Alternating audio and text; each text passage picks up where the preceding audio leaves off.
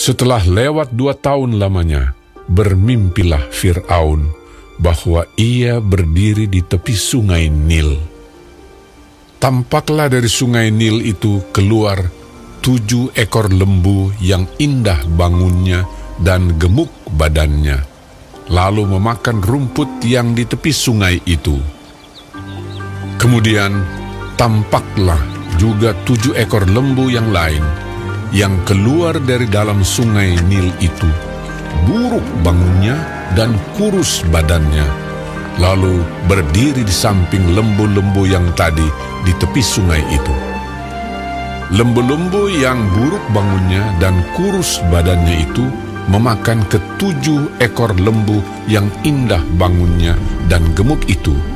Lalu terjagalah Fir'aun. Setelah itu tertidur pulalah ia dan bermimpi kedua kalinya. Tampak timbul dari satu tangkai 7 bulir gandum yang bernas dan baik. Tetapi kemudian tampaklah juga tumbuh 7 bulir gandum yang kurus dan layu oleh angin timur. Bulir yang kurus itu menelan ke-7 bulir yang bernas dan berisi tadi. Lalu terjagalah Fir'aun. Agaknya ia bermimpi.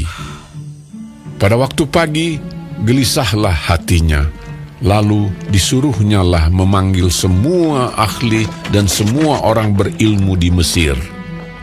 Fir'aun menceritakan mimpinya kepada mereka, tetapi seorang pun tidak ada yang dapat mengartikannya kepadanya. Lalu berkatalah kepala juru minuman kepada Fir'aun, "Hari ini aku merasa perlu menyebutkan kesalahanku yang dahulu. Waktu itu tuanku Firaun murka kepada pegawai-pegawainya dan menahan aku dalam rumah pengawal istana beserta dengan kepala juru roti. Pada Sabtu malam juga kami bermimpi. Aku dan kepala juru roti itu masing-masing mempunyai mimpi dengan artinya sendiri.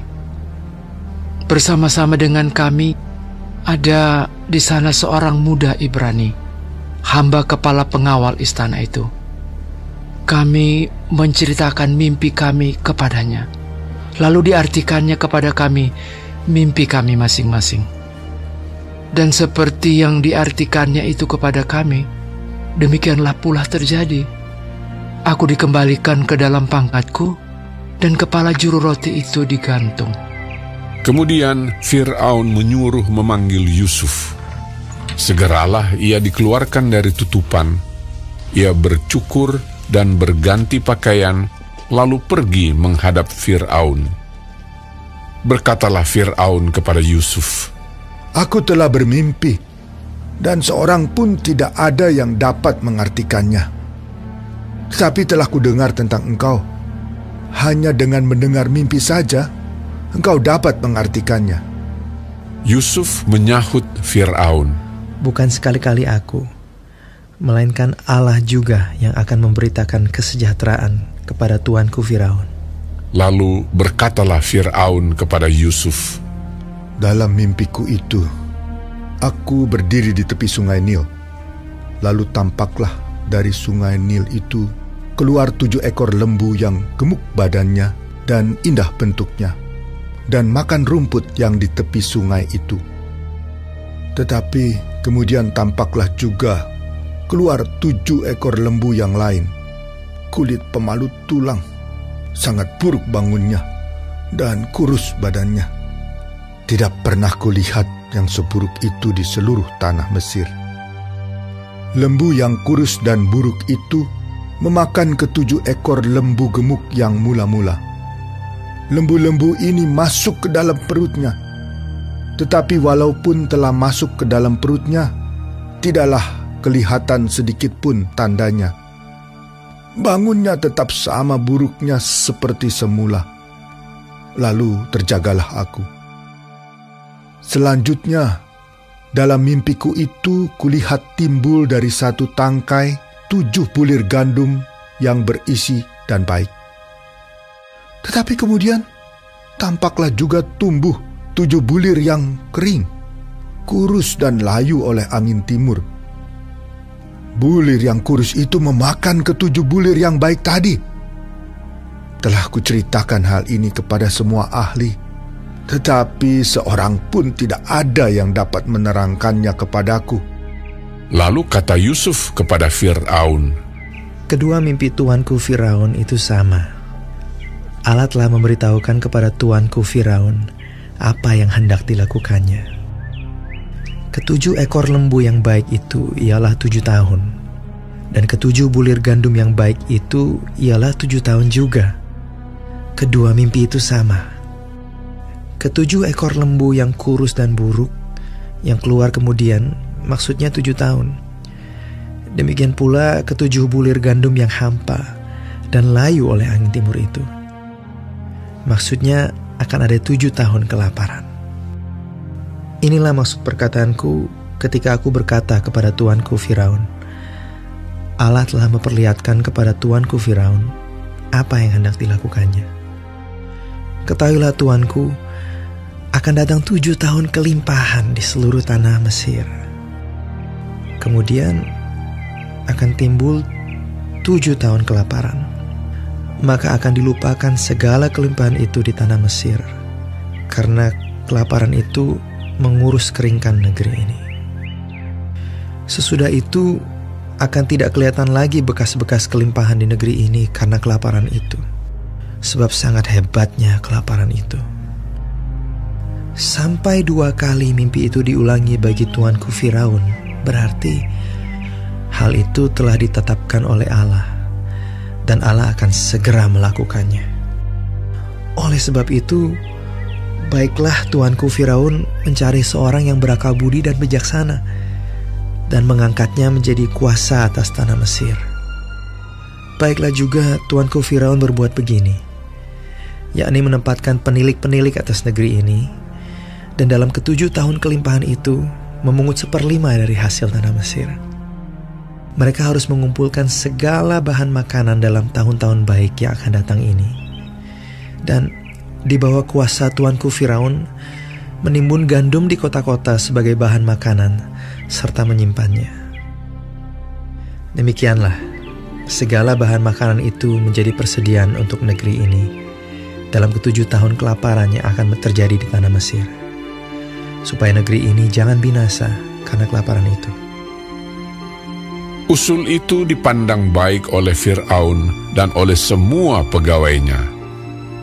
Lalu berkatalah Fir'aun kepada para pegawainya, mungkinkah kita mendapat orang seperti ini, seorang yang penuh dengan roh Allah?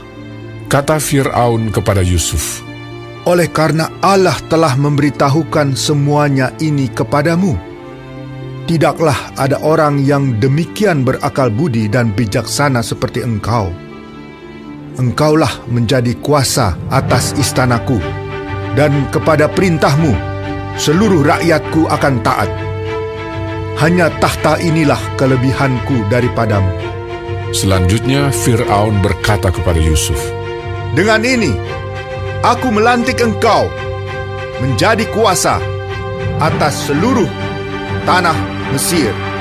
Sesudah itu Fir'aun menanggalkan cincin meterainya dari jarinya dan mengenakannya pada jari Yusuf. Dipakaikannya lah kepada Yusuf pakaian daripada kain halus dan digantungkannya kalung emas pada lehernya. Lalu Fir'aun menyuruh menaikkan Yusuf dalam keretanya yang kedua, dan berserulah orang di hadapan Yusuf, hormat! Demikianlah Yusuf dilantik oleh Fir'aun menjadi kuasa atas seluruh tanah Mesir. Berkatalah Fir'aun kepada Yusuf, akulah Firaun, tetapi dengan tidak setaumu, seorang pun tidak boleh bergerak di seluruh tanah Mesir.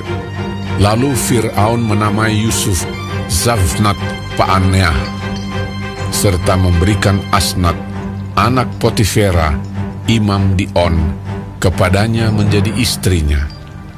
Demikianlah Yusuf muncul sebagai kuasa atas seluruh tanah Mesir. Yusuf berumur 30 tahun ketika ia menghadap Fir'aun, raja Mesir itu. Maka pergilah Yusuf dari depan Fir'aun, lalu dikelilinginya seluruh tanah Mesir. Tanah itu mengeluarkan hasil bertumpuk-tumpuk dalam ke-7 tahun kelimpahan itu. Maka Yusuf mengumpulkan segala bahan makanan ke-7 tahun kelimpahan yang ada di tanah Mesir, lalu disimpannya di kota-kota. Hasil daerah sekitar tiap-tiap kota disimpan di dalam kota itu. Demikianlah Yusuf menimbun gandum seperti pasir di laut, sangat banyak, sehingga orang berhenti menghitungnya karena memang tidak terhitung. Sebelum datang tahun kelaparan itu, lahirlah bagi Yusuf 2 orang anak laki-laki yang dilahirkan oleh Asnat, anak Potifera, imam di On.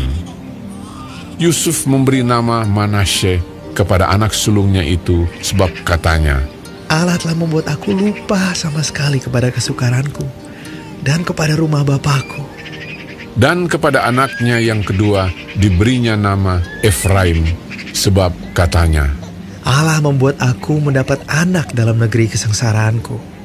Setelah lewat ke-7 tahun kelimpahan yang ada di tanah Mesir itu, mulailah datang 7 tahun kelaparan, seperti yang telah dikatakan Yusuf. Dalam segala negeri ada kelaparan, tetapi di seluruh negeri Mesir ada roti. Ketika seluruh negeri Mesir menderita kelaparan, dan rakyat berteriak meminta roti kepada Fir'aun, berkatalah Fir'aun kepada semua orang Mesir, Pergilah kepada Yusuf, perbuatlah apa yang akan dikatakannya kepadamu. Kelaparan itu merajalela di seluruh bumi. Maka Yusuf membuka segala lumbung dan menjual gandum kepada orang Mesir, sebab makin hebat kelaparan itu di tanah Mesir. Juga dari seluruh bumi datanglah orang ke Mesir untuk membeli gandum dari Yusuf, sebab hebat kelaparan itu di seluruh bumi.